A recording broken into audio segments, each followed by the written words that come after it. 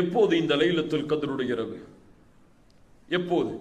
அல்லாஹ்வுடைய தூதர் ஸல்லல்லாஹு அலைஹி வஸல்லம் அறிவிக்கிறார்கள். ஆயிஷா ரலியல்லாஹு அன்ஹா அவர்கள் கூறுகிறார்கள், அல்லாஹ்வுடைய தூதர் இறுதி 10 இரவுகளை அடைந்தால் கூறுவார்கள், தஹர்ரௌ லைலத்துல் கத்ரி ஃபில் அஷ்ரில் அவாஹிர் மின் ரமதான்.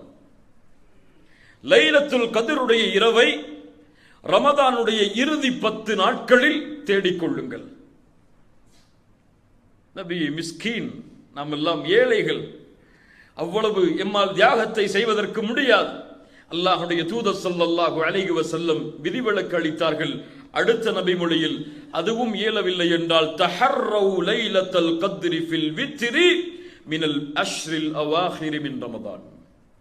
ரமதானுடைய வித்ருடைய நேரங்களில், அதாவது ரமதானுடைய இறுதி 10 இரவுகளில் வித்ருடைய அடிப்படையில் வரக்கூடிய இரவுகள் 21, 23, 25, 27, 29.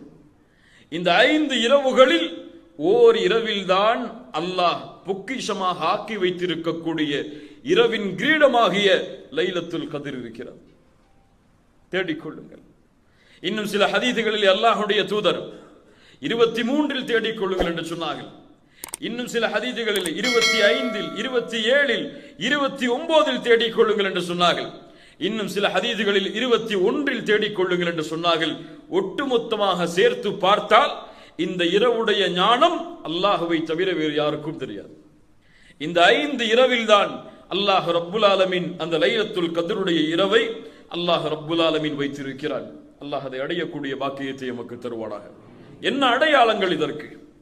ஒருவன் லைலத்துல் கத்ருடைய இரவை அடைகிறான் என்பதை அவன் எப்படி அடையாளத்தை கொண்டு ஓரளவு முடிவு செய்ய முடியும்? அல்லாஹ்வுடைய தூதர் ஸல்லல்லாஹு அலைஹி வஸல்லம் சொன்னார்கள், லைலத்துல் கத்ருடைய இரவை நீங்கள் அடைந்தால், அல்லாஹ்வுடைய தூதருக்கு முன்னால் அந்த இரவை பற்றி பேசப்படுகிறது. அல்லாஹ்வுடைய தூதர் சொன்னார்கள், அந்த இரவில் சந்திரன் இருக்கும். ஒரு பவுலை பாதியாக வெட்டினால் எந்த அமைப்பில் இருக்குமோ, ஒரு பவுல் அதை பாதியாக வெட்டினால் எந்த அமைப்பில் இருக்குமோ அந்த அமைப்பில் அந்த இரவுடைய சந்திரன் இருக்கும். அல்லாஹ்வுடைய தூதர் ஸல்லல்லாஹு அலைஹி வஸல்லம் சொன்னார்கள், லைலத்துல் கத்ர், அந்த லைலத்துல் கத்ருடைய இரவு லேசான ஒரு இரவாக இருக்கும். வெளிச்சம் சூழ்ந்த முழுவதுமான வெளிச்சமான ஒரு இரவாக இருக்கும். அந்த நாளுடைய, அந்த லைலத்துல் கத்ருடைய நாள் அதிகமான வெப்பமானதாகவோ அதிகமாக குளிர்ச்சியானதாகவோ இருக்காது, நடுநிலையோடு இருக்கும்.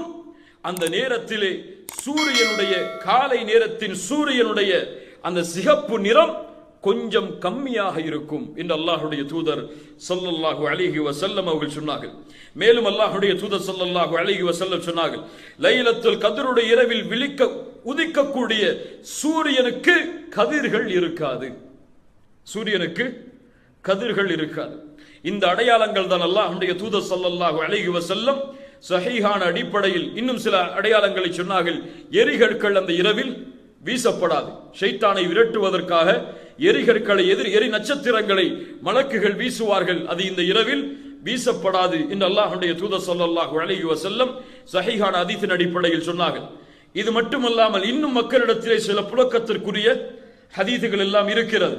லைலத்துல் கத்ருடைய இரவை அடைந்தால் நாய் குறைக்காது. இருக்கிறதா இல்லையா? கேள்விப்பட்டிருக்கீங்களா இல்லையா? யார் அறிவித்த ஹதீதுகள் இதெல்லாம்? அல்லாஹ்வுடைய தூதரா? மஅதல்லா, இயாது பில்லாஹ். இதுவெல்லாம் பலகீனமான இட்டுக்கட்டப்பட்ட அறிவிப்புகள். இது மட்டும்தான் சஹீஹான ஹதீஸின் அடிப்படையில் அல்லாஹ்வுடைய தூதர் ஸல்லல்லாஹு அலைஹி வஸல்லம் லைலத்துல் கத்ருடைய இரவுக்கு கூறிய அடையாளங்களாகும்.